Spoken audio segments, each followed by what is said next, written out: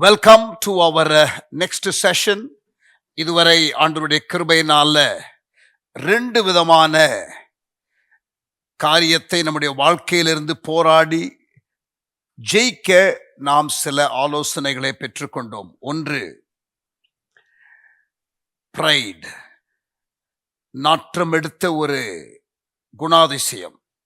நமக்கு அது நல்லது போல தெரியும், but people all around smell it and they don't like it. நான் சொல்லுகிறது புரிகிறதா? ஸோ பெருமையை மேற்கொள்வது எப்படி என்ற காரியத்தை நாம் படித்தோம். And the next one is rebellion, overcoming rebellion, முரண்டு பிடிக்கிற தன்மையிலிருந்து வெளியே வருதல். இந்த 2 காரியத்தை நாம் படித்திருக்கிறோம். ராட்சதர்களை வீழ்த்துவது என்று நாம் பேசும் பொழுது we are talking about 2 types of giants. One is the giant within, the other is the giant without. வெளியிலே இருக்கிற ராட்சதன், உள்ளே இருக்கிற ராட்சதன். இப்பொழுது நாம் இந்த தொடரிலே பார்க்கிறது, we are talking about overcoming the giant within. நமக்குள்ளே இருக்கிறதான ராட்சதர்களை வீழ்த்துவது. Overcoming pride, overcoming bitterness, overcoming lust, overcoming guilt, overcoming fear, overcoming worry, overcoming inferiority complex, overcoming insecurity, overcoming anger. இப்படி ஒவ்வொன்றாக நாம் படிக்க போகிறோம். ஆண்டவர் நமக்கு உதவி செய்வாராக. May the Lord bless these studies. இப்பொழுது மூன்றாவதாக we are going to take anger, overcoming anger and developing a meek attitude. கோபத்தை மேற்கொண்டு சாந்த குணத்தை தரித்துக் கொள்வது எப்படி? கிறிஸ்டியன் கவுன்சிலர்ஸ், கிறிஸ்தவ ஆலோசகர்கள் சொல்லுகிறார்கள், அவர்களிடத்திலே கவுன்சிலிங்க்கு வருகிற 50% மேற்பட்ட ஆட்கள் அவருடைய பிரச்சனை உறவு அடிப்படையிலே உள்ள பிரச்சனையும், இவர்களுக்குள் கோபம், மூர்க்கம் ஆகிய காரியங்கள் இருக்கிற காரியங்களுமாக இருக்கிறது. Christian counselors report that more than 50% of the counseling situation is around relationships and around the individual's anger, that is the person who is coming to receive counseling.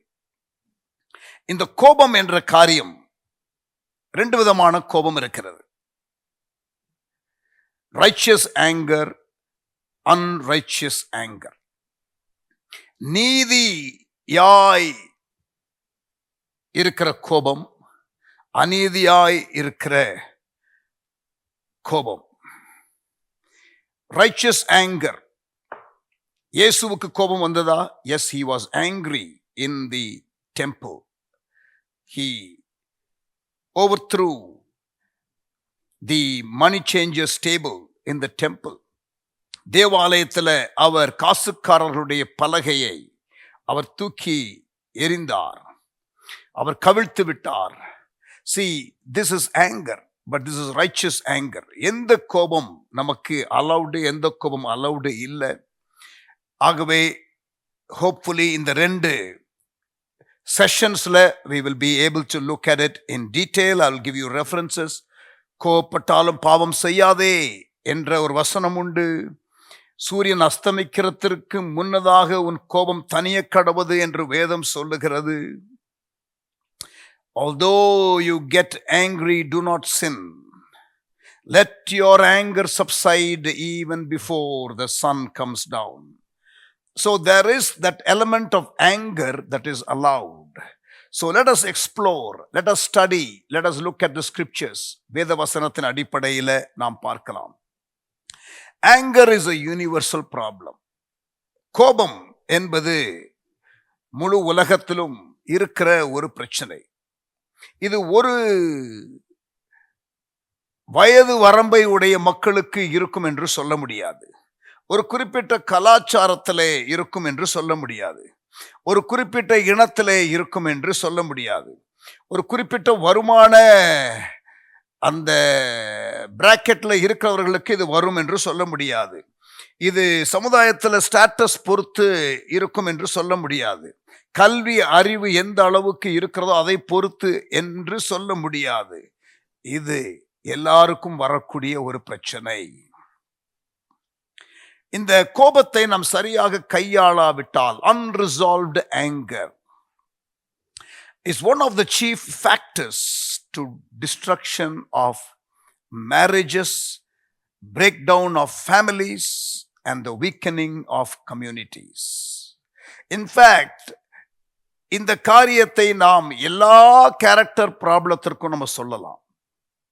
உறவுகள் என்று சொல்லும் பொழுது அது நம்முடைய சுபாவத்தை அடிப்படையாக கொண்டது. சுபாவம் சரியில்லாத இடத்திலே உறவுகள் சீராக இருக்காது. கிறிஸ்தவ வாழ்க்கையை நாம் உறவுகள் என்ற ஒரே வார்த்தையிலே உள்ளடக்கலாம். தேவனோடு உள்ள உறவு, மனிதனோடு உள்ள உறவு. மனிதனோடு உள்ள உறவு என்று சொல்லும் பொழுது குடும்பத்திலே உள்ள மக்களோடு உள்ள உறவு, குடும்பத்திற்கு வெளியில் இருக்கிற மக்களோடு உள்ள உறவு, ரட்சிக்கப்பட்ட மக்களோடு உள்ள உறவு, ரட்சிக்கப்படாத மக்களோடு உள்ள உறவு, நம்மோடு கூட வேலை செய்கிறவர்களோடு உள்ள உறவு, நம்முடைய வீட்டமைப்பு பகுதிகளிலே இருக்கிற மக்களோடு உள்ள உறவு. ஸோ ரிலேஷன்ஷிப்ஸ் என்ற ஒரே வார்த்தையில கிறிஸ்தவ வாழ்க்கையை நாம் கேட்டகரைஸ் பண்ணி விடலாம். ஸோ கேரக்டர் சரியில்லாமல் இருக்கும் பொழுது நம்முடைய கம்யூனிட்டி லைஃப் பாதிக்கப்படுகிறது, நம்முடைய சமுதாய வாழ்வு பாதிக்கப்படுகிறது, நம்முடைய உறவுகளிலே பிளவுகள் ஏற்படுகிறது. And life becomes more and more tough for people around you and for yourself who is boiling with anger. கோபத்தில் கொதிக்கிற உங்களுக்கும் உங்களை சுற்றி இருக்கிற மக்களுக்கும் வாழ்க்கை கடினமாகி விடுகிறது, இப்படி கோபத்தோடு ஒரு நபர் இருப்பதனால. சரி, அடுத்து கோபம் என்ற வார்த்தையை டிக்ஷனரி மீனிங்ல பார்க்கலாம். அகராதி இலே சொல்லப்படுகிற அர்த்தத்தை பார்க்கலாம். Oxford dictionary, English Oxford dictionary சொல்லுகிறது, defining anger, it says the strong feeling that comes when one has been wronged or insulted, or when one does see cruelty or injustice. The feeling that makes people want to quarrel or fight.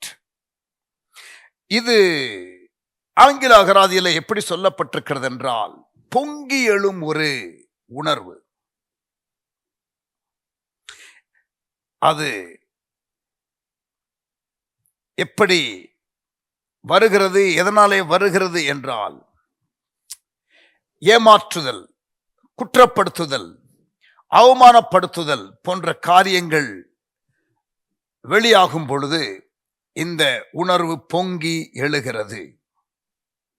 கொடூரம், அநீதி ஆகியவற்றை பார்க்கும் பொழுது சண்டை போட வேண்டும், எதிர்த்து கேள்வி கேட்க வேண்டும் என்ற ஒரு உணர்வு பொங்கி வருகிறது.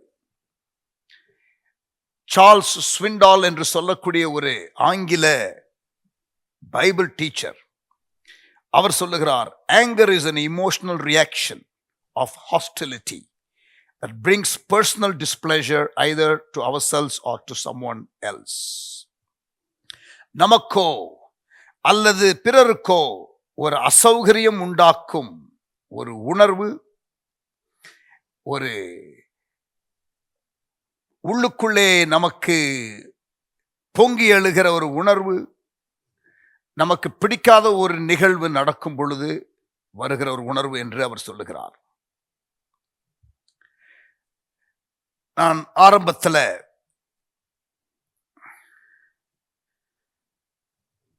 சொன்னேனே, ஒரு ஆசிரியர் வெண்டல் ஸ்மித் என்று சொல்லக்கூடிய ஒரு ஆசிரியர், the roots of Christian character என்ற அவருடைய புஸ்தகத்தில் அவர் சொல்லுகிறார், beware of man's basic sinful nature.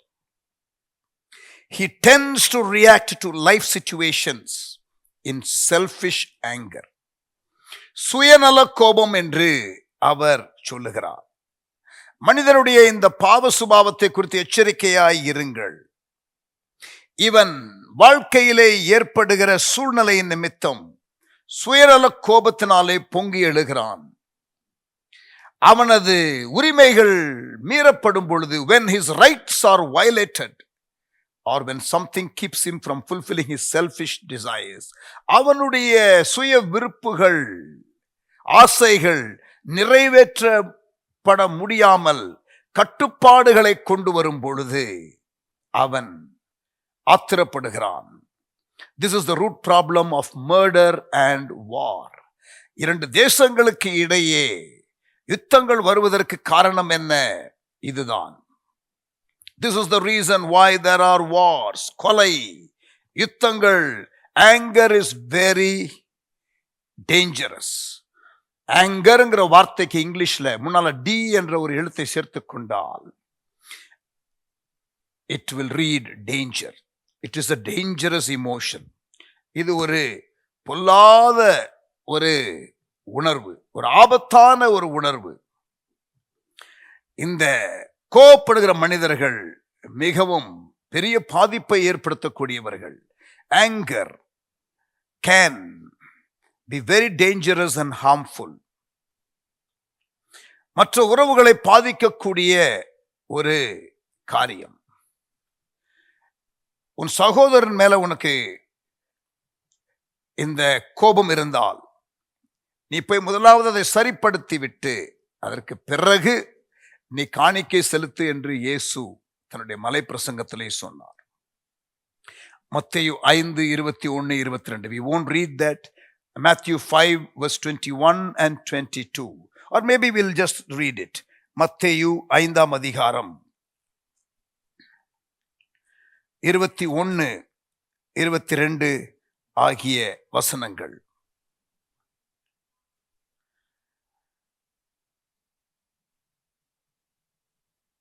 கொலை செய்யாதிருப்பாயாக என்பதும் கொலை செய்கிறவன் நியாய தீர்ப்புக்கு ஏதுவாயிருப்பான் என்பதும் பூர்வத்தாருக்கு உரைக்கப்பட்டதென்று கேள்விப்பட்டிருக்கிறீர்கள். நான் உங்களுக்கு சொல்லுகிறேன், தன் சகோதரனை நியாயமில்லாமல் கோபித்துக் கொள்பவன் நியாய தீர்ப்புக்கு ஏதுவாயிருப்பான்.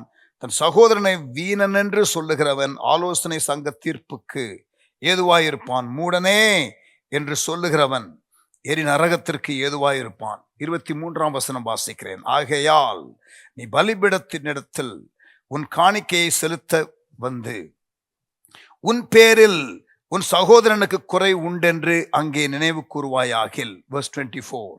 அங்கேதானே பலிபீடத்தின் முன் உன் காணிக்கையை வைத்துவிட்டு போய் முன்பு உன் சகோதரனுடைய உப்புரவாகி பின்பு வந்து உன் காணிக்கையை செலுத்து. It is in the context of being angry. கோவப்படாதே என்று 22ஆம் வசனத்தில் சொல்லுகிறார். 23-24 அந்த காணிக்கையை வைத்துவிட்டு செட்டில் பண்ணிட்டு அப்புறம் வந்து நீ இதை செய் என்று ஆண்டவர் சொல்லுகிறார். காயின் தன் சகோதரனை கொல்லுவதற்கு என்ன காரணம்? கோபம்தான்.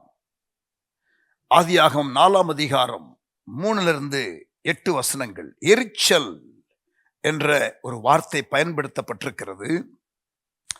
நீங்கள் இந்த பாடத்துல அந்த கோபத்தின் பல நிலைகளை குறித்து நான் உங்களோடு கூட பேசுவேன். அதிலே உங்களுக்கு தெளிவாக புரியும். ஆதியாகமம் 4ஆம் அதிகாரம் 3-8. சில நாள் சென்ற பின் காயின் நிலத்தின் கனிகளை கர்த்தருக்கு காணிக்கையாக கொண்டு வந்தான். ஆபேலும் தன் மந்தையின் தலையீற்றுகளிலும் அவைகளில் கொழுமையானவைகளிலும் சிலவற்றை கொண்டு வந்தான். ஆபேலையும் அவன் காணிக்கையும் கர்த்தர் அங்கீகரித்தார். காயினையும் அவன் காணிக்கையும் அவர் அங்கீகரிக்கவில்லை. அப்பொழுது காயினுக்கு மிகவும் எரிச்சல் உண்டாகி அவன் முகநாடி வேறுபட்டது. எரிச்சல் என்ற வார்த்தை பயன்படுத்தப்பட்டிருக்கிறது. We will come to that little later, but it is another form of anger. அப்பொழுது கர்த்தர் காயினை நோக்கி, உனக்கு ஏன் எரிச்சல் உண்டாயிற்று? உன் முகநாடி ஏன் வேறுபட்டது? நீ நன்மை செய்தால் மேன்மை இல்லையோ? நீ நன்மை செய்யாதிருந்தால் பாவம் வாசற்படியிலே படுத்திருக்கும், அவன் ஆசை உன்னை பற்றி இருக்கும், நீ அவனை ஆண்டு கொள்வாய் என்றார். காயின் தன் சகோதரனாகிய ஆபேலோட பேசினான். அவர்கள் வயல்வெளியில் இருக்கும் சமயத்தில் காயின் தன் சகோதரனாகிய ஆபேலுக்கு விரோதமாக எழும்பி அவனை கொலை செய்தான். Anger can lead to even murder. That is the level of danger that is there in this emotion. கொலையில போய் முடியக்கூடிய அளவிற்கு இந்த கோபம் என்ற ஒரு உணர்வு பொங்கி எழக்கூடும். எபேசியர் 4 அதிகாரம் 30-31 வசனங்கள். Ephesians chapter 4 verse 30 and 31. அன்றியும் நீங்கள் மீட்கப்படும் நாளுக்கென்று முத்திரையாக பெற்ற தேவனுடைய பரிசுத்த ஆவியை துக்கப்படுத்தாதிருங்கள். சகலவிதமான கசப்பும் கோபமும் மூர்க்கமும் கூக்குரலும் தூஷணமும் மற்ற எந்த துர்க்குணமும் உங்களை விட்டு நீங்க கடவது. Anger grieves the Holy Spirit. கோபம் பரிசுத்த ஆவியானவரை துக்கப்படுத்துகிற ஒரு உணர்வு. பரிசுத்த ஆவியானவரை நாம் துக்கப்படுத்துகிறோம் கோபப்படும் பொழுது, நியாயமில்லாமல் கோபப்படும் பொழுது.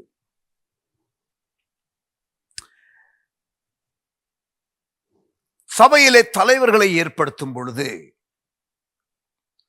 சபையிலே லீடர்ஸை ஏற்படுத்தும் பொழுது எப்படிப்பட்ட ஆட்களை தலைவராக நியமிக்க வேண்டும், ஒரு மூப்பருக்கு இருக்க வேண்டிய தகுதி என்ன என்பதை பவுல் பட்டியலிடும் பொழுது தீத்து 1 அதிகாரம் 7 வசனத்துல டைட்டஸ் சாப்டர் 1 verse 7, முற்கோபம் இல்லாதவன், someone who is not short tempered, who is not quick tempered, அப்படிப்பட்ட நபரை சபையில லீடராக வைக்கக்கூடாது. உணர்விலே ஒரு கண்ட்ரோல் இல்லாத ஒரு நபரை நாம் லீடர்ஷிப்ல கொண்டு வரக்கூடாது. யாக்கோபு 1:20. Let us see what James has to say in his writing. யாக்கோபு 1:20. For man's anger does not bring about the righteous life that God desires. மனுஷனுடைய கோபம் தேவனுடைய நீதியை நடப்பிக்க மாட்டாதே. மனுஷனுடைய கோபம் தேவனுடைய நீதியை நடப்பிக்க மாட்டாதே என்று யாக்கோபு சொல்லுகிறார். பவுல் என்ன சொல்லுகிறார்? கொலோசையர் 3 அதிகாரம் 8-9 வசனங்கள். Colossians chapter 3 verse 8 and 9. அதுல என்ன வாசிக்கிறோம்? பழைய மனிதனை, பழைய சுபாவத்தை களைந்து விடு, நல்ல குணாதிசயத்தை தரித்துக்கொள். Let us read that. Colossians chapter 3 verse 8 and 9. இப்பொழுதோ கோபமும் மூர்க்கமும் பொறாமையும் உங்கள் வாயில் பிறக்கலாகாத தூஷணமும் வம்பு வார்த்தைகளும் ஆகிய இவைகளை எல்லாம் விட்டு விடுங்கள். ஒருவருக்கொருவர் பொய் சொல்லாதிருங்கள். பழைய மனுஷனை அவன் செய்கைகளை என்ன பண்ணுங்க, களைந்து போடுங்கள். ஒரு சட்டையை கழட்டி போடுறது போல இந்த துர்க்குணங்களை, இப்படிப்பட்டதான உணர்வுகளை களைந்து போடுங்கள். Paul uses this phrase repeatedly in his writings. Put off, and then he says put on. நீ களைந்து விடு, தரித்துக்கொள் என்ற இந்த வார்த்தையை அடிக்கடி பவுல் தன்னுடைய எழுத்துக்களிலே சொல்லுகிறதை பார்க்கிறோம். இது ரெண்டையும் பார்க்கும்பொழுது இட் இஸ் அவர் ரெஸ்பான்சிபிலிட்டி. இந்த கேரக்டர் டெவலப்மெண்ட் என்று வருகிற எல்லா காரியமுமே நமக்கு தேவன் கொடுக்கிற ஒரு பொறுப்பு. We have to. It is our job character development நம்முடைய விட்டு கொடுத்தலினாலே டெவலப் ஆகிறது. It is not something that we receive from the external. It is something that is developed from the internal. ஆவியின் கனி என்று வாசிக்கிறோம். கனி அந்த மரத்திலிருந்து ஜெனரேட் ஆகி வரும். கிறிஸ்மஸ் ட்ரீல நம்ம ஆப்பிள் தொங்க விடுவோம், ஆனா எல்லாமே unreal. It is not real, but the real fruit comes out of the tree. அப்படித்தான் ஆவியின் கனிகள் நம்முடைய ஜீவியத்திலிருந்து பிறப்பிக்கப்பட வேண்டும். So யாக்கோபு என்ன சொல்லுகிறார், பவுல் என்ன சொல்லுகிறார் என்பதை பார்த்தோம். Let us see what Jesus says. In fact, we have seen already what Jesus said. மத்தேயு 5ஆம் அதிகாரம் 21, 22 நாம் ஏற்கனவே அதை வாசித்து விட்டோம். Now let us come to the evidences of the root of anger. கோபம் என்ற இந்த காரியம் நமக்குள் இருந்தால் எப்படிப்பட்டதான சிம்டம்ஸ், வெளியில அறிகுறிகள் இருக்கும். We are going to the test, lab test. சர்ஜரிக்கு முன்னால, ட்ரீட்மெண்ட்டுக்கு முன்னால லேப் டெஸ்ட் பண்ணுகிறது போல ஒரு சரீரத்துல, ஆவிக்குரிய நம்முடைய வாழ்க்கையில இப்படிப்பட்டதான குணாதிசயங்கள், நம்மை கெடுக்கக்கூடிய, நம்மை அழிக்கக்கூடிய, நம்மை சுற்றி இருக்கிற மக்களை அழிக்கக்கூடிய பொல்லாத, தேவனுக்கு பிரியமில்லாத சுபாவங்கள், உணர்வுகள், நெகட்டிவ் கேரக்டர் ட்ரெய்ட்ஸ், இவைகளை நாம் அடையாளம் கண்டு அதை ட்ரீட் பண்ணுவதற்காக இந்த நாட்களிலே இந்த பாடத்தை ஆண்டவர் நமக்கு கொடுக்கிறார்.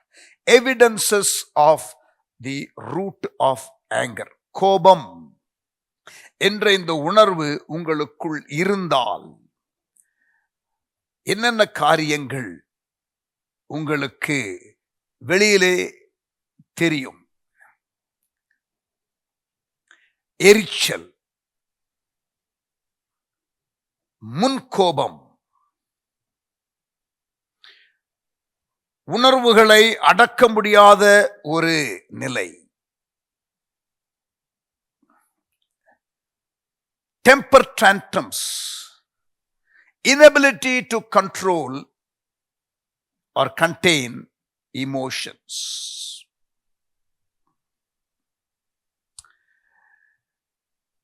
பொறாமை, யாருக்கோ ஒருத்தருக்கு ஒரு காரியம் நடக்குது, உங்களுக்கு நடக்கலையே என்ற ஒரு உணர்வு. that can trigger anger. பெருமை கோபத்திலே போய் முடியும். இதை நாம் ஏற்கனவே உசியா ராஜாவினுடைய காரியத்திலிருந்து நாம் பார்த்தோம். பெருமை உள்ளவர்கள் சில காரியத்தை அவர்கள் ஒப்பீனியனாக சொல்லுவார்கள், கருத்தாக சொல்லுவார்கள். அது கேட்கப்படாவிட்டால் கோபம் வரும். கம்பேரிசன், ஒப்பிட்டு பார்த்தல், அவர்களுக்கு என்னை விட சற்று அந்த ஃபேவர் கிடைத்திருக்கிறது என்றால் கோபம் வரும். அதாவது சுயநலத்தின் அடிப்படையிலே வருகிற ஒரு உணர்வு. மற்றவர்களுக்கு கிடைக்கிறத விட எனக்கு அதிகம் கிடைக்கணும், மற்றவர்களுக்கு நல்ல காரியம் நடக்கிறத விட எனக்கு நல்ல காரியம் நடக்கணும்.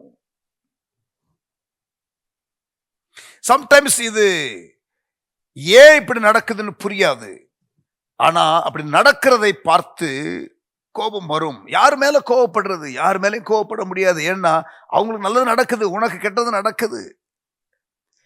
இப்படி யாரு மேலேயும் குறிப்பாக பழி சொல்ல முடியாத சூழ்நிலையிலும், சர்க்கம்ஸ்டன்சஸ் மேல, சூழ்நிலை மேல, வாழ்க்கையில் நடக்கிற சம்பவங்களின் நிமித்தம், ஏற்றுக்கொள்ள முடியாத, புரிந்து கொள்ள முடியாத சூழ்நிலைகள் நிமித்தம் கோபம் வருகிறது. அப்படி இருக்கும் பொழுது கோபம் வர வேண்டும் என்று சொல்லவில்லை, பட் ஆனால் அது வருதே ஒரு உணர்வு, அதை நாம் டீல் பண்ண வேண்டும்.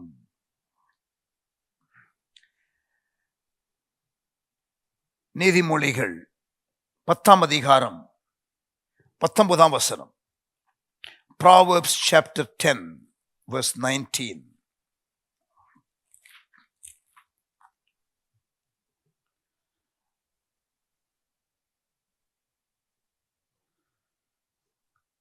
சொற்களின் மிகுதியில் பாவம் இல்லாமற் போகாது, தன் உதடுகளை அடக்குகிறவனோ புத்திமான். அப்படிப்பட்ட சூழ்நிலைகளில் வார்த்தைகளை விட்டு விடுவது.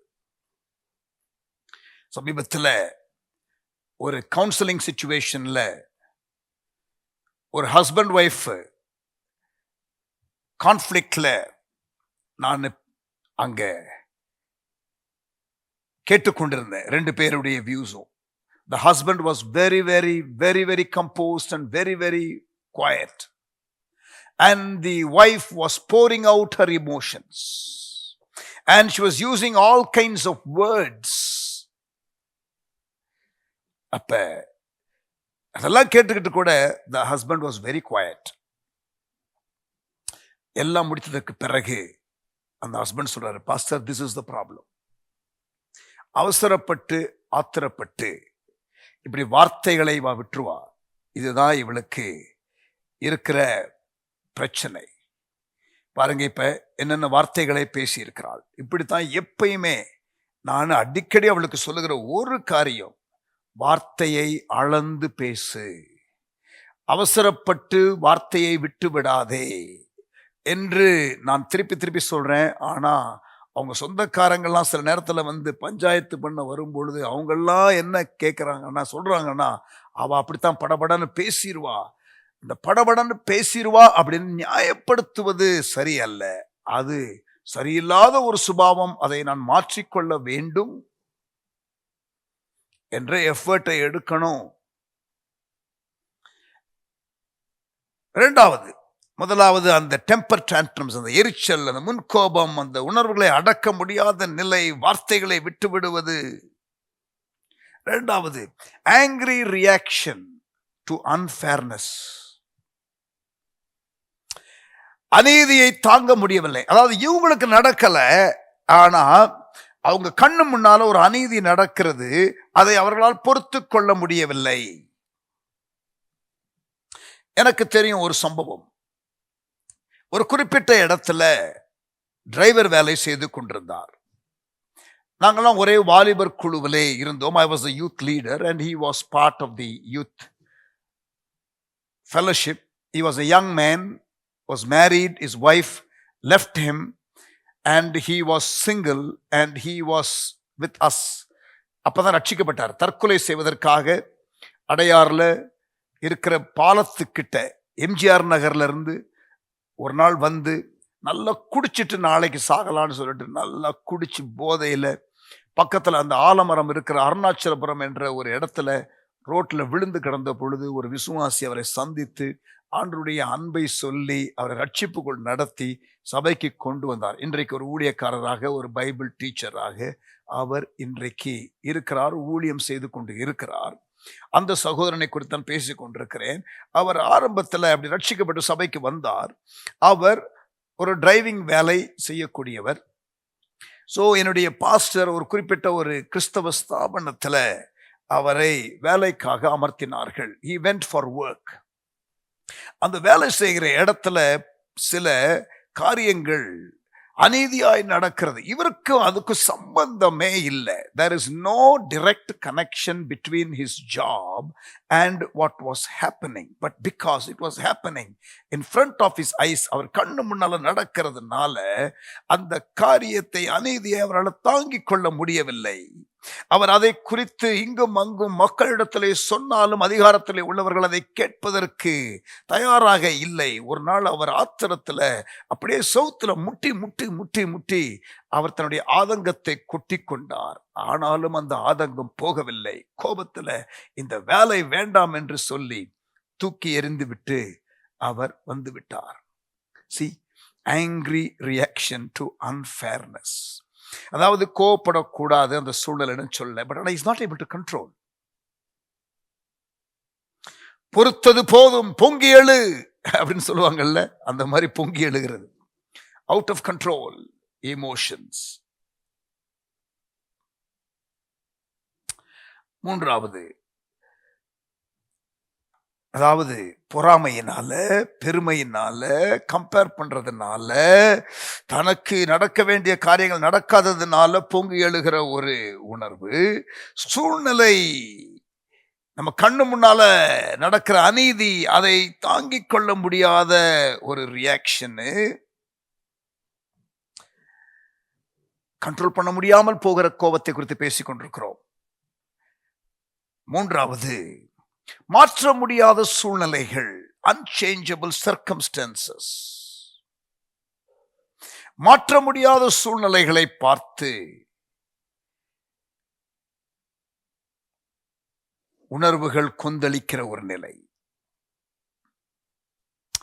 அதாவது நீங்க எனக்கு ஒரு சம்பவத்தை நான் நினைவு கூறுகிறேன். பீகார்ல நானு மிஷன் ஃபீல்டுக்கு போயிட்டு திரும்பி வர்றேன். Night 7:45 train. கட்டிஹார் ஸ்டேஷன்ல அவசர அவசரமா மழை ஒரு பக்கம், குளிர் தாங்க முடியல, பிச்சு உதறுகிற குளிர், கரண்ட் வேற இல்லை. அந்த இருட்டுல, குளிர்ல, மழையில வந்து சேருகிறோம் ரயில்வே ஸ்டேஷன்ல. இன்னொரு 1 மணி நேரம் டிலே ஆகும் ட்ரெயின் என்று சொல்லுகிறார்கள். அந்த டிலே ஆகும் என்று சொல்லுகிறது, பொதுவாக நம்ம உட்கார்ந்து வெயிட் பண்ணலாம் தான், ஆனா குளிர் விரைக்குது. அப்படியே உட்கார்ந்து இருக்கிறோம். என்னை விட்டு போக வந்த சகோதரர்களும், பாஸ்டர் அப்படி நடு பிளாட்ஃபார்ம்ல விட்டுட்டு போறது சரியில்லைன்னு சொல்லிட்டு போங்கன்னு சொன்னாலும் போக மாட்டேங்கிறாங்க. நாங்க ஒரு 5-6 பேர் அங்க நின்று கொண்டு இருக்கிறோம்.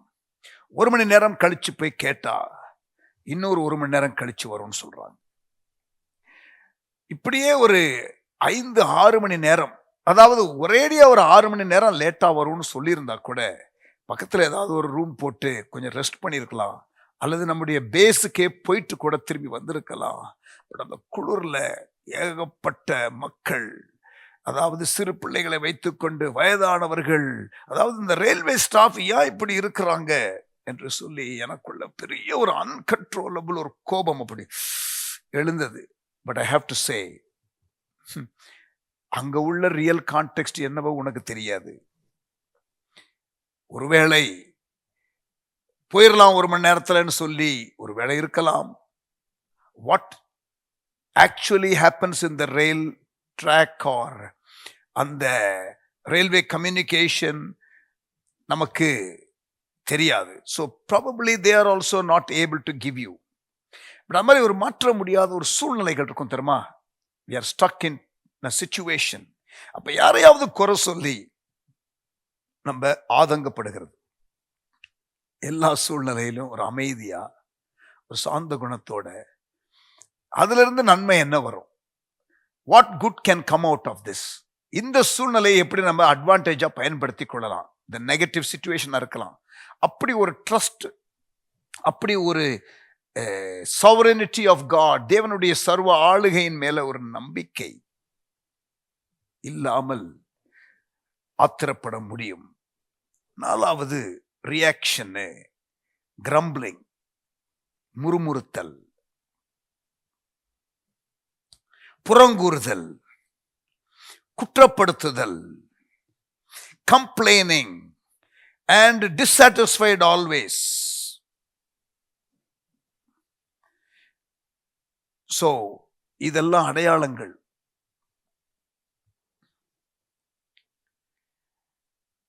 அடுத்து an ungrateful spirit, looking only at the negatives. நீங்க 10 நன்மைகளை செய்திருப்பீங்க அந்த குறிப்பிட்ட நபருக்கு, அதையெல்லாம் மறந்துடுவாங்க. ஒரு காரியம் நீங்க செய்யல தெரியுமா, அதை மட்டும் மேஜர் பண்ணி, அதை மட்டும் முக்கியப்படுத்தி, அதை மட்டும் பெரிதுபடுத்தி, அதுல மட்டும் கவனம் செலுத்தி உங்க மேல கோவப்படுவாங்க, ஹர்ட் ஆயிடுவாங்க. கேட்டா நான் ஹர்ட் ஆயிட்டேன், நீங்க பேசுனது நான் ஹர்ட் ஆயிட்டேன். See, நல்லா பழகி இருப்பாங்க, பல நன்மைகளை உங்க இடத்துல இருந்து பெற்று இருப்பாங்க. உங்களை நல்லாவே அவங்களுக்கு தெரியும், நீங்க நிறைய காரியங்களை செய்திருக்கிறீங்க. பட் அவங்களுக்கு பிடிக்காத ஒரு காரியத்தை செய்த உடனே அவர்கள் ஹர்ட் ஆயிட்டேன், கோபப்படுவாங்க. அவர்களுக்கு அந்த உணர்வை அடக்க முடியாது. That is a negative emotion that needs to be dealt with and it has to be overcome. அது ஜெயிக்கப்பட வேண்டும். அந்த உணர்வு இருக்கிறது நல்லதல்ல. ungrateful spirit. They take people who help them for granted.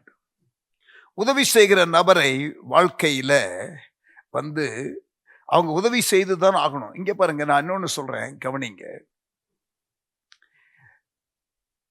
இந்த கோபப்படுவதற்கு காரணம், they don't understand life realities. வாழ்க்கையின் உண்மைகளை அவர்கள் புரிந்து கொள்வதில்லை. சிலருக்கு நீங்க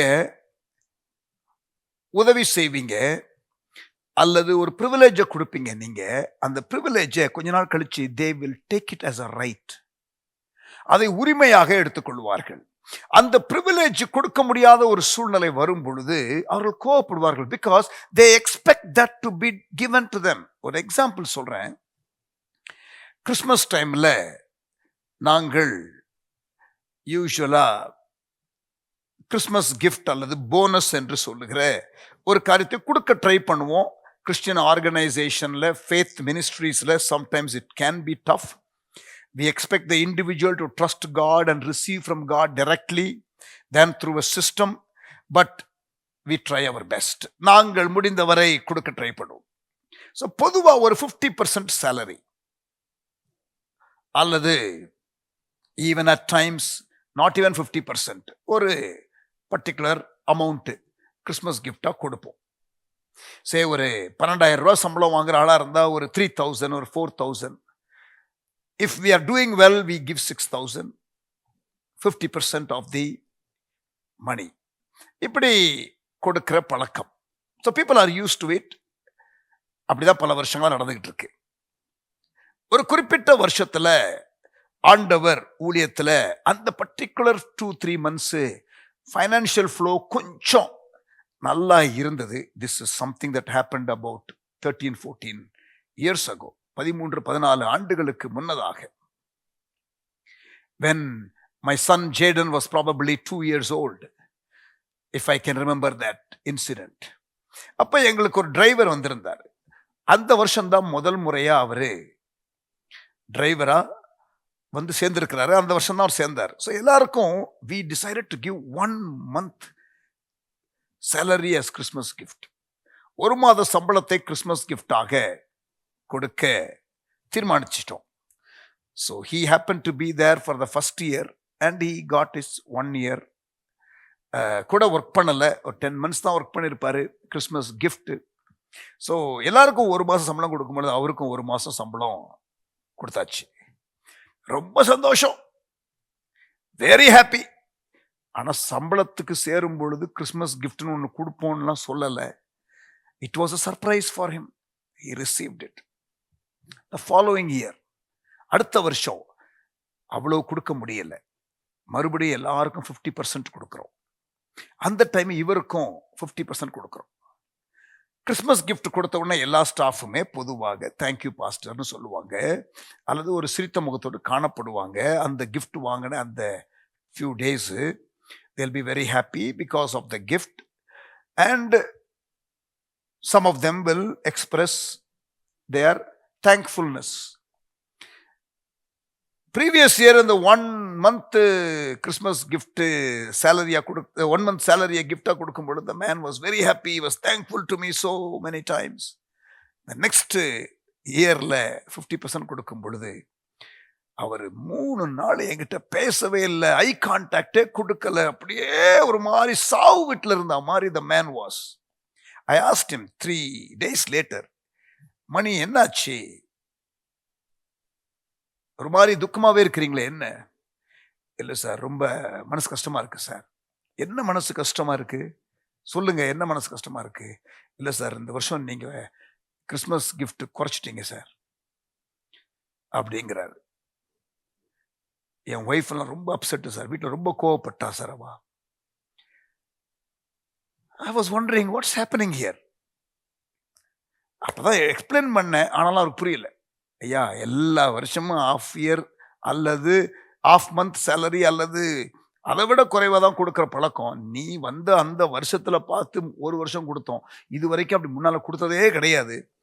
நீ வந்து போன வருஷம் வாங்கினது என்னுடைய ஜெனராசிட்டி, பட் இந்த வருஷம் நீ அதையே எதிர்பார்க்கறியா, அது எந்த விதத்துல நியாயம் அப்படின்னு கேட்டாலும் அவருக்கு புரியல. The third year மறுபடியும் வெரி அன்யூஷுவல். எங்களுக்கு அது மாதிரி யூஸ்வலா இருக்காது, பட் வெரி அன்யூஷுவல். அந்த வருஷமும் யாரோ ஒருத்தர் உங்க ஸ்டாஃப் டீமுக்கெல்லாம் நல்லா பிளஸ் பண்ணுங்க, நல்லா உழைக்கிறாங்கன்னு சொல்லி யாரோ ஒருத்தங்க அதுக்குன்னு இயர் மார்க்டா ஒரு கிஃப்டை கொடுத்துட்டாங்க, ஒரு Christmas gift, generous gift. So I was able to again consider giving 1 month salary for all staff, எல்லாருக்கும் கொடுக்கறதுக்கு தீர்மானம் பண்றேன். பட் ஆனா ரொம்ப உஷாராயிட்டேன். எல்லாருக்கும் நான் 50% கொடுக்கல, 100% கொடுத்துட்டேன். ஆனா மணி டிரைவருக்கு மட்டும் என்ன பண்ண தெரியுமா, I gave only 50%. You know why? Because he does not know how to handle a privilege. ஒரு privilege எப்படி ஹேண்டில் பண்ணணும்னு தெரியல. That becomes the norm. சிலர் வந்து அவங்களுக்கு நீங்க எக்ஸ்டெண்ட் பண்ணுகிற privilege இருக்குதே, பாஸ்டர் முன்ன மாதிரி இல்ல, பாஸ்டர் முன்ன மாதிரி நம்மளோட பேச மாட்டேங்கிறாரு. அதாவது ஒவ்வொரு சீசன்ல we kind of relate to different people because of the task that is there. அந்த சூழ்நிலை, அந்த நேரம், அது லைஃப் சிச்சுவேஷன்ஸ். ஆனா பாஸ்டர் முன்ன மாதிரி இல்ல, இப்ப ரொம்ப மாறிட்டாரு, ஹர்ட் ஆயிருவாங்க. Because privilege becomes rights. But எனக்கு மனசு கஷ்டமா இருந்துச்சு, எல்லாருக்கும் 1 மாத சம்பளம் கொடுத்தமே, இவருக்கு மட்டும் 50% கொடுக்கிறோமே என்று எனக்கு மனசு கஷ்டமா இருக்குது. ஆனா உடனே செய்யக்கூடாது சொல்லிட்டு ஒரு 2 மாசம் கழிச்சு அவரை ஒரு கடை கூட்டு போயிட்டு, என்னன்னு தெரியல மணி, உங்களுக்கு ஒரு கிஃப்ட் கொடுக்கணும் போல எனக்கு இருக்குதுன்னு சொல்லிட்டு கூட்டிட்டு போயிட்டு நல்ல ஒரு 3 சஃபாரி ஒயிட் அண்ட் ஒயிட்ல, இந்த கார் ஓட்டுற டிரைவர் அந்த விஐபிக்கெல்லாம் ஓட்டுவாங்க தெரியுமா, இந்த பெரிய 5 ஸ்டார் ஹோட்டல்லாம் ஓட்டுவாங்க தெரியுமா, அது மாதிரி நல்லா போடுங்க, வேலைக்கு வரும்போது முக்கியமான மீட்டிங் எல்லாம் வரும்போது சொல்லிடுறேன் போட்டுருங்க. ரொம்ப சந்தோஷம். இது வரைக்கும் யாருக்கும் வாங்கி கொடுத்ததில்லை, இனிமேலும் வாங்கி கொடுப்பேனான்னு தெரியல. இதெல்லாம் நான் சொல்ல வேண்டியது இருக்குது, ஏன்னா நெக்ஸ்ட் இயர் எக்ஸ்பெக்ட் பண்ணிடக்கூடாதுல்ல. But I don't want to take his money, I wanted to bless him, I did that. But பாருங்க, பிரிவிலேஜ் ரைட்ஸாக நினைக்கக்கூடிய ஆட்கள் கோவப்படுவார்கள், லைஃப் ரியாலிட்டிஸை புரிந்து கொள்ளாதவர்கள்.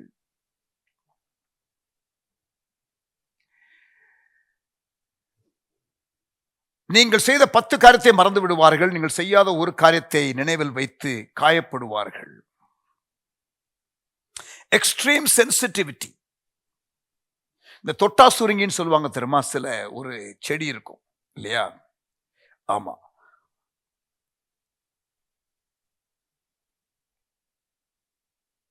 and very touchy. The hidden seed of anger is inside.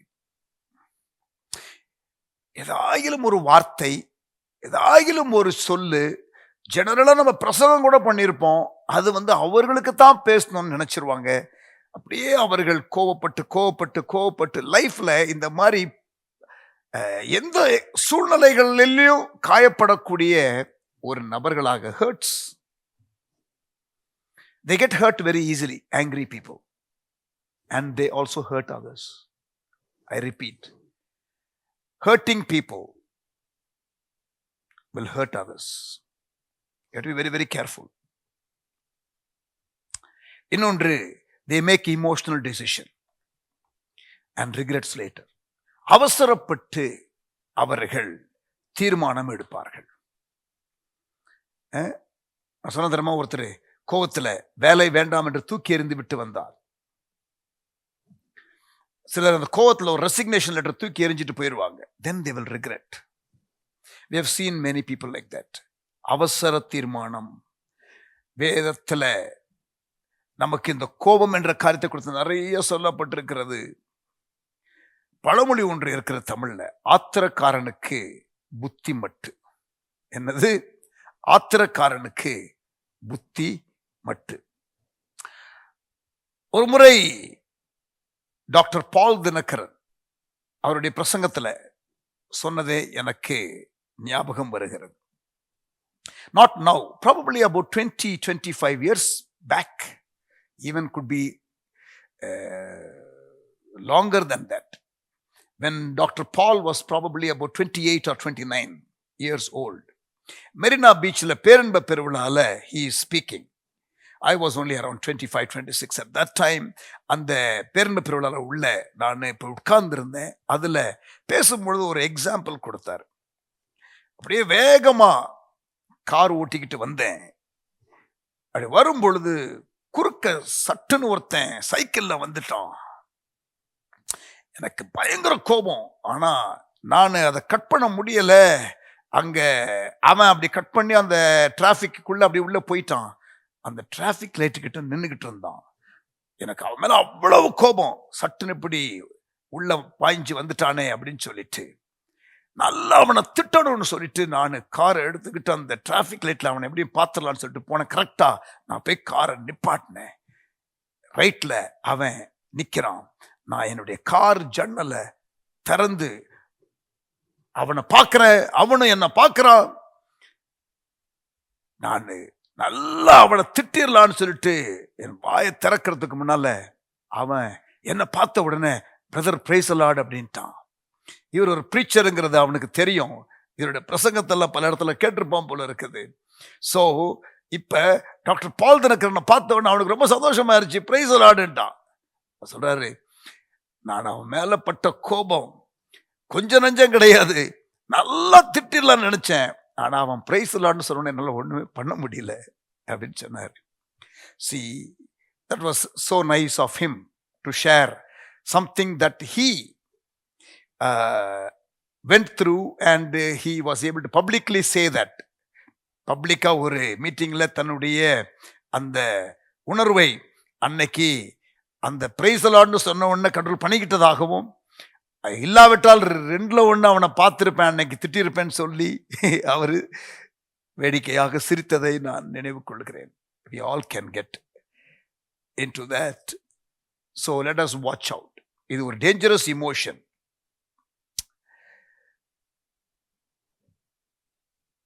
இது ஏன் வருகிறது? Causes of unhealthy anger. I'm using the word now unhealthy anger because there are some angers that can be justified. சில கோபத்தை நாம் நியாயப்படுத்த முடியும். We will talk about that little later, but now we're talking about causes of unhealthy anger. Pride and prestige leads to anger. பெருமையும் கௌரவமும் கோபத்தை எழச் செய்ய காரணமாக இருக்க முடியும். And anger can lead to murder. பெருமை அல்லது அந்த கௌரவ ஒரு உணர்வு அந்த காரியத்தை பாதிக்கக்கூடிய ஏதாவது சம்பவங்கள் யாராவது செய்தால் கோபம் வரக்கூடும். அது ஒருவேளை மரணத்துல கூட போய் முடியக்கூடும். நிறைய வேத வசனங்கள் உண்டு, நமக்கு நேரம் இல்லை. உசியா ராஜா 2 நாளாகமம் 26:5-19 எடுத்துக்கொள்ளுங்கள், எழுதிக் கொள்ளுங்கள். உசியா ராஜா 2 நாளாகமம் 26:5-19. அந்த பெருமை, மேட்டிமை, கோபப்படுறான். அவனுடைய வியூஸ், ஒப்பீனியன்ஸ் அதுதான் நடக்கணும். Very strongly opinionated persons. When their opinions are not taken, they get angry. அதனால குஷ்டரோகம் வந்து எவ்வளவு வேதனைப்பட்டான் என்பதை பாருங்க. நாகமான் குஷ்டரோகம் இருந்துச்சு, அவன் வர்றான். யோர்தான்ல முங்கி எழுந்துருன்னு சொன்னா வேற ஏதோ ஒன்றை சொல்லுவார் தீர்க்கதரிசி என்று எதிர்பார்த்தான். ஆனா இப்ப இந்த மாதிரி ஒரு சின்ன காரியம் சொல்லும் பொழுது இன்சல்ட் பண்ற மாதிரி எடுத்துக்கிட்டான். He said, and he was angry and he tried to leave.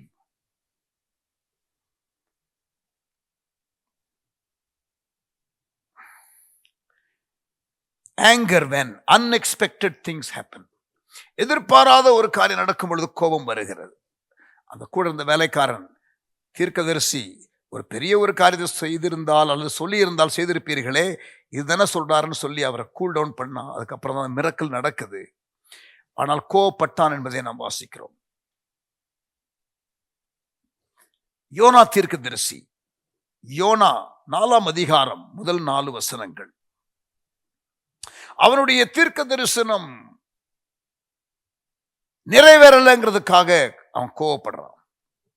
அதாவது இவன் தீர்க்க தரிசனம் உரைத்தான் மக்கள் அழிக்கப்படுவார்கள் என்று சொல்லி, ஆனால் மக்கள் மனம் திரும்பி விட்டார்கள், ஆண்டவர் இறக்கப்பட்டார், அவர்களை அழிக்கவில்லை. இப்பொழுது இவனுக்கு கோபம் வருகிறது என்றால் நான் சொன்ன தீர்க்க தரிசனம் நிறைவேறல.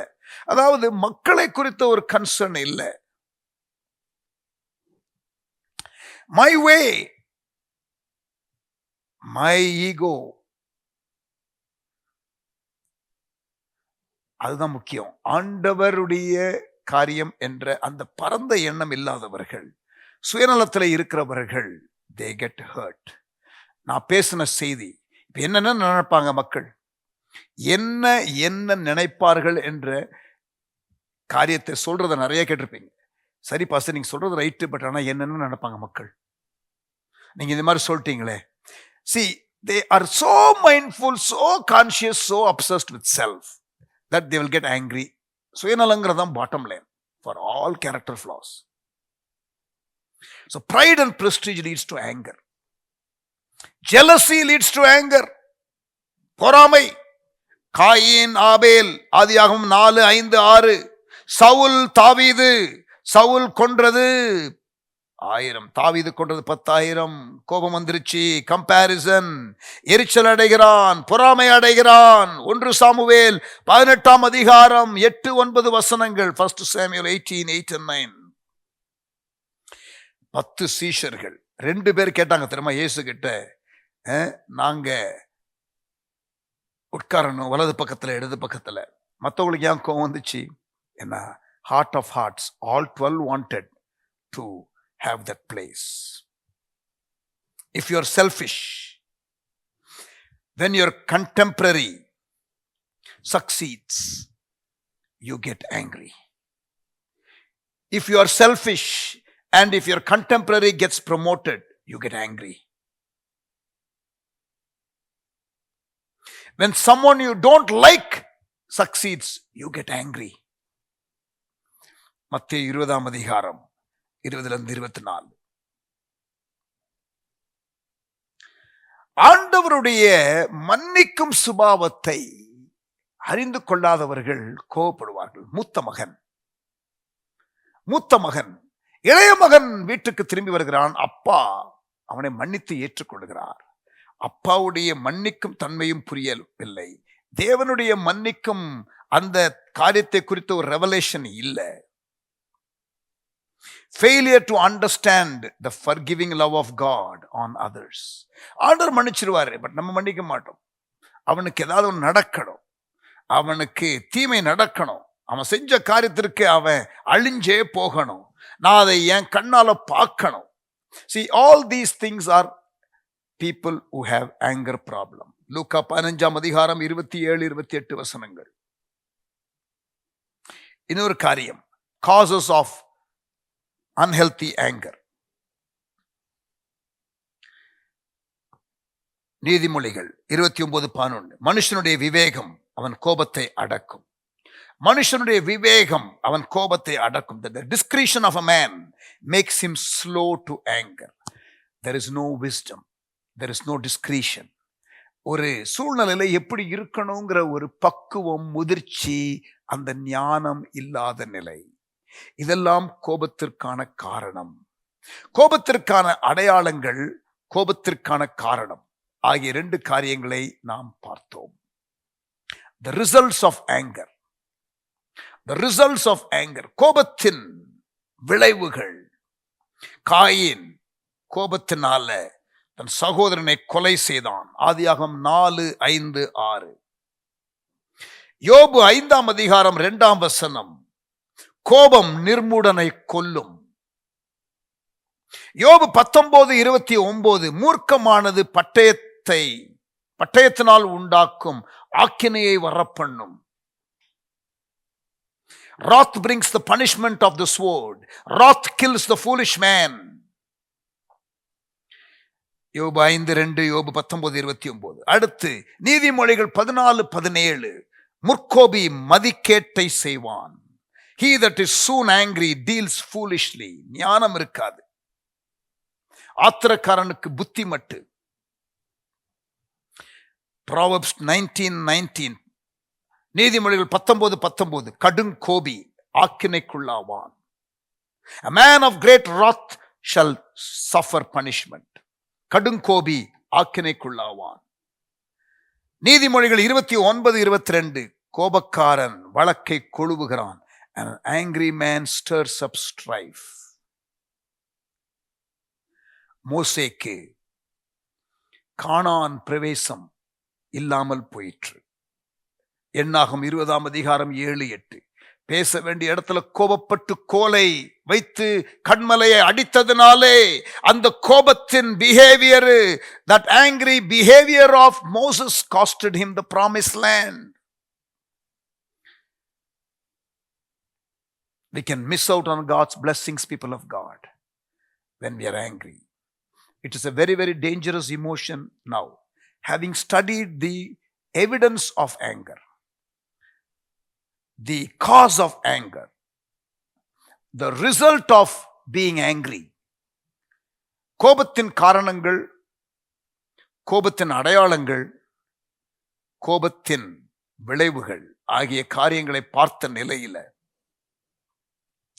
நாம் இந்த நாளின் டீச்சிங்கை நாம் முடிக்க வேண்டும்.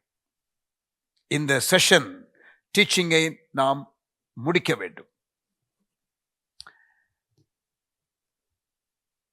கோபம், அதை அடக்க வேண்டும், அதை அழிக்க வேண்டும்.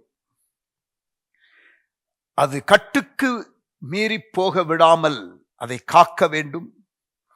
அதை எப்படி செய்வது? How to do it? How to do it? அதை நாம் நெக்ஸ்ட் செஷன்ல அவனுடைய உதவியோடு கூட பார்க்கலாம். இப்பொழுது நாம் ஜெபித்து நான் முடிக்கிறேன். நீங்கள் நேரம் எடுத்து உங்களுக்கு இந்த காரியங்கள் எல்லாம் இருக்கிறதா என்பதை ஆராய்ந்து பாருங்கள். I would encourage you to take time to keep yourself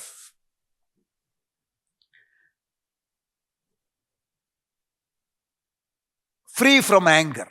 That we will deal with in the next session. But first and foremost, if you want to deal with it, you must first identify that it exists. நீங்கள் treatment கொடுக்கிறதுக்கு முன்னால இந்த வியாதி இருக்கிறது என்பதை முதலாவது அடையாளம் கண்டு கொள்ள வேண்டும். And that is what we have done. Even as I spoke, நான் இதை பேசும் பொழுதே உங்களுக்கு இது இருக்கிறது என்று நீங்கள் உணர்கிறீர்களா? லைஃப் ரியாலிட்டியை உங்களால் ஏற்றுக்கொள்ள முடியவில்லையா? பிரிவிலேஜ் ரைட்ஸாக நீங்கள் எடுக்க ஆரம்பித்து விட்டீர்களோ? மக்கள் உங்களிடத்தில் இப்படி இருக்க வேண்டும் என்று எதிர்பார்த்து ஏமாற்றத்திலே நீங்கள் கோபத்தோடு இருக்கிறீர்களோ? போட்டி போட்டு பொறாமைப்பட்டு மற்றவர்களுக்கு நடக்கிற காரியங்கள் எனக்கு நடக்கவில்லை என்று கோபம் வருகிறதா? சூழ்நிலை நிமித்தம் கோபம் வருகிறதா? அல்லது தேவன் பேர்லேயே கோபம் வரக்கூடிய நிலையில இருக்கிறீர்களா? Some people get angry with God. They want God to keep blessing them the way they wanted him to bless them. And when God is trying to develop character, அவர் அவங்களுக்குள்ள சுபாவத்தை வளர்ப்பதற்காக கொஞ்சம் சில காரியங்களை அவர் டீல் பண்ண ஆரம்பிக்கும் பொழுது they get angry. Children get angry with parents. They have unrealistic expectations. Employees get angry with boss because they have unrealistic expectations. Boss gets angry with employees, unrealistic expectations. May God give us grace. அந்த உணர்வே இருக்கக்கூடாதுன்னு நான் சொல்லலை, அது இருக்கும். But how do you control it? How do you tame it? How do you keep it under control? And how to even overcome it if it is an unhealthy anger? May the Lord help us in the next session. அடுத்த செஷன்ல தேவன் நமக்கு உதவி செய்வாராக. Father, we thank you for this wonderful teaching that we have had. எங்களுக்கு நீ கற்றுக் கொடுத்த காரியத்திற்காக ஸ்தோத்திரம். இயேசுவின் நாமத்தில் ஜெபிக்கிறோம் எங்கள் நல்ல பிதாவே. Amen. Amen. Praise the Lord.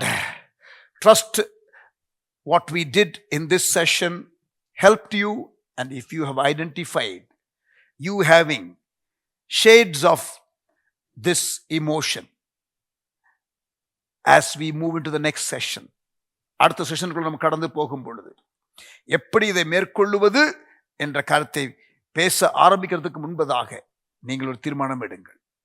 நான் இந்த காரியத்திலிருந்து முழுமையாக விடுதலை பெற விரும்புகிறேன், ஆண்டவரே என கற்றுத்தாரும் என்ற மனப்பான்மையோட நெக்ஸ்ட் செஷனுக்குள்ள வாங்க.